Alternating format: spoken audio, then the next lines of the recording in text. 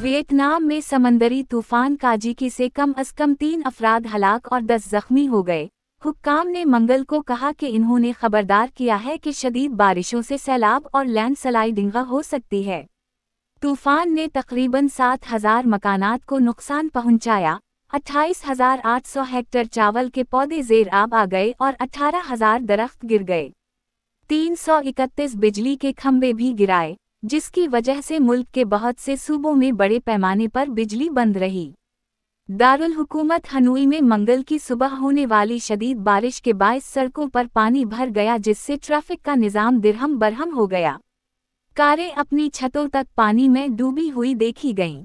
सैलाबी पानी ने शहर के रहायशी इलाकों को भी घेर लिया। इन दिनों वियतनाम अगले हफ्ते अपने कौमी दिन की परेड और 80वें सालगिरह मनाने की तैयारी कर रहा है। ये है रेडियो जीवे पाकिस्तान डिजिटल।